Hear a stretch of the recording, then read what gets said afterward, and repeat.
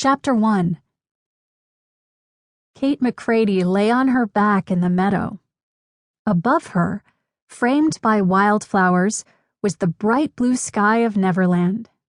Now and then a fairy flew past, carrying an armful of bluebells or a fat chestnut. But the fairies never looked down or seemed to notice the tall, red-headed girl hiding in the grass. Kate held perfectly still, even when a grasshopper jumped onto her arm. She stared up patiently at the blue sky, waiting. Nearby, the grass rustled. Someone was coming. Where did Kate go? Kate recognized the voice of her best friend, Mia Vasquez. I don't know. I thought I saw her here a minute ago.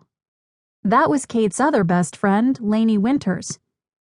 Guys, wait for me! Called a third girl. It was Mia's little sister, Gabby. They were getting closer. Kate stifled a giggle. When they were almost on top of her, Kate popped up from the grass, shouting, "Boo!" The girls shrieked. The flowers in their arms went flying.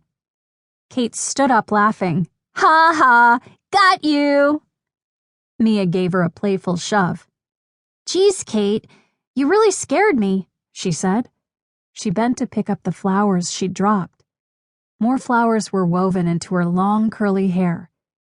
"You told us you were going to pick some daisies."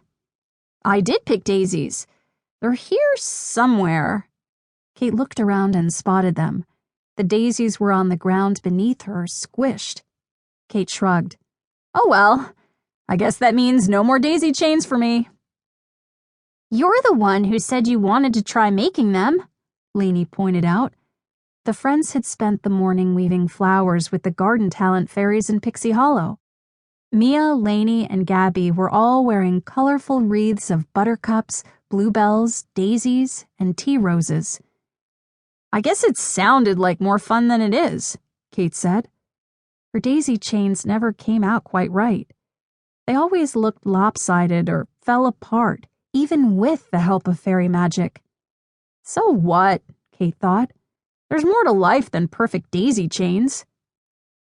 Ever since they'd discovered the secret magical passage that led from their world to Neverland, Kate and her friends visited Pixie Hollow whenever they could. Every time they went, they had a new exciting adventure. And if it was a quiet day like today, well, Kate didn't mind making her own excitement. "Listen, I was thinking we should go to the mill and ask Terrence for a pinch of fairy dust. Then maybe we could go flying." Kate looked at her friends hopefully. "No thanks," Mia said, as Kate had feared she might. "No flying for me." When Tinker Bell had first taught the girls to fly, they'd all ended up in Cavendish Stream. Since then, no matter how hard Kate tried to convince her, Mia had refused to try it again. "Come on," said Kate, trying one more time. "It's just like riding a bike. You might fall a couple of times, but once you get the hang of it, it's easy." "Nope," Mia shook her head. "We're in Neverland. Don't you guys want to do anything?" Kate asked. "We are doing something. We're making daisy chains," Lainey said. "I meant anything fun," Kate replied with a sigh. "Why don't you go?" Mia suggested. "We can stay here and finish our flowers." Kate didn't need to think twice. "I'll just go for a little while," she agreed. "We can meet back at the home tree." She could practically feel the wind on her face already. Kate said goodbye to her friends. Then she hurried to the mill, which sat on the banks of Cavendish Stream. The fairies kept their dust there, sealed up tightly in pumpkin canisters. Fairy dust was precious. It allowed the fairies to fly and do their magic. "Going flying?" asked Terrence, the dust talent sparrow man, when he saw Kate. He sprinkled a thimbleful of dust over her. "Just out for a spin," Kate said. She pushed off the ground, and in a few seconds she was as high as the treetops.